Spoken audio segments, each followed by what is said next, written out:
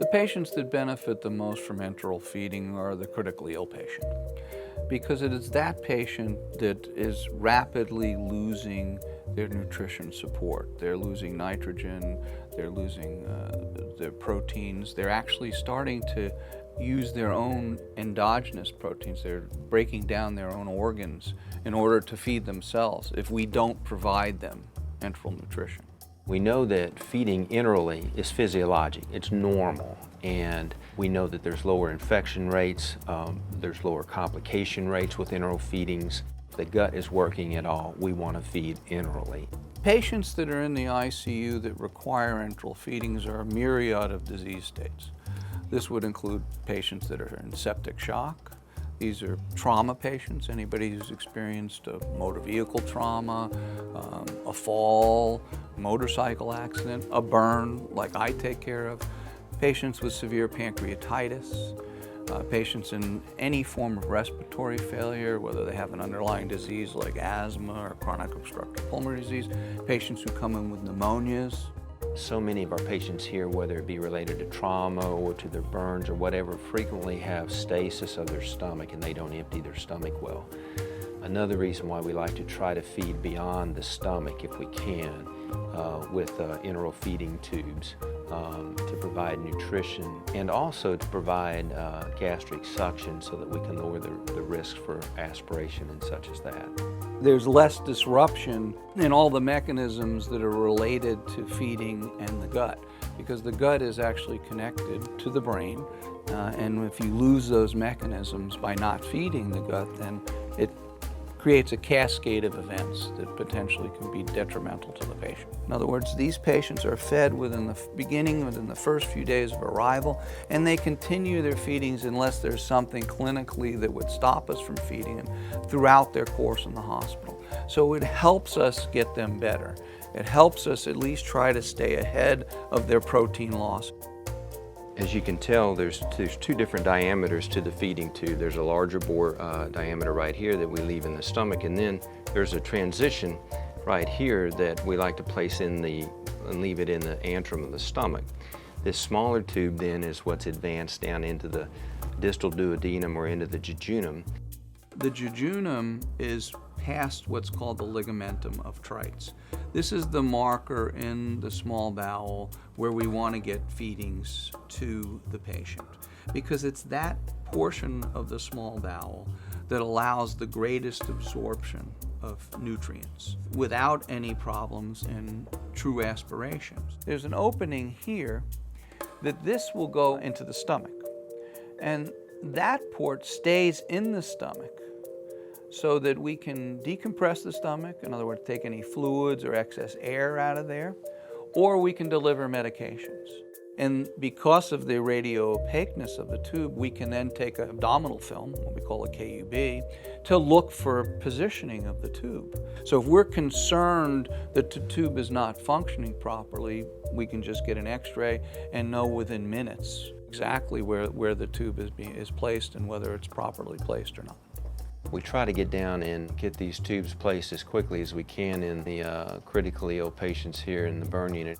So what I'm doing here is I'm lubing up the nasojejunal tube. The nurse and the endoscopy tech are there to help me place the tube, because it goes so much easier when you have the techs there and the nurses there that have put in hundreds of these. We will advance the enteral tube through the left nair, and we try to position it in the hypopharynx. Then I'll take the endoscope and advance it through the mouth into the hypopharynx. We lubricate the scope and the tubes both really well to try to minimize any resistance between the two.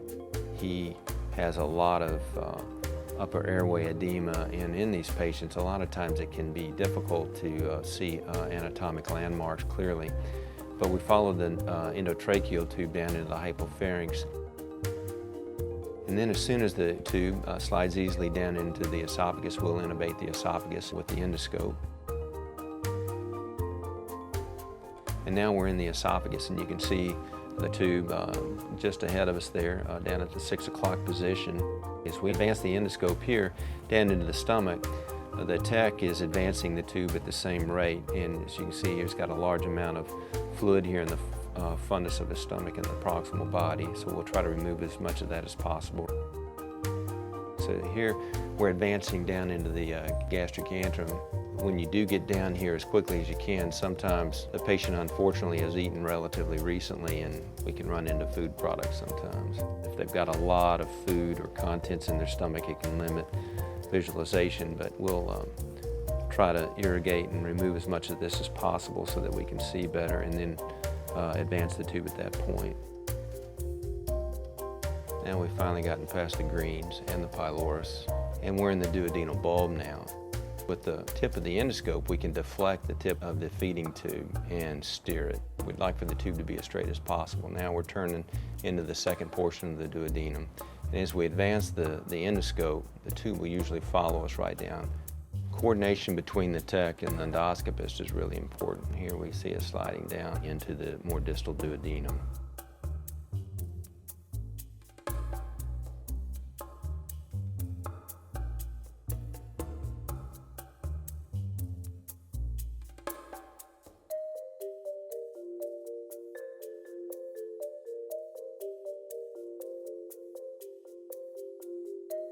And at this point, I'm removing the stylet from the tube, and we will then flush the tube to make sure that it flushes easily, and we're ready to remove the endoscope. So at this point, we decompress the stomach, and again, that can cause the tube to migrate a little bit more distally. And then we pull the endoscope out, and sometimes as we pull out, we'll twist the endoscope back and forth so that the two tubes, the endoscope and the feeding tube, don't stick to each other and inadvertently pull the feeding tube out. The main point about the critically ill population and burns is that we know that by feeding them early, we can alter outcome.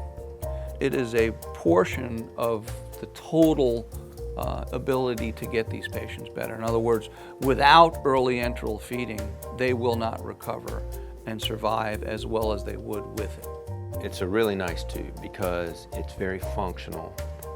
And it's relatively easy to place as well. It provides a consistency. It allows us to feed our patients post-pylorically very early, which is part of the critical nature of their survival. And it is a very safe tube, and that's why I consider it the gold standard.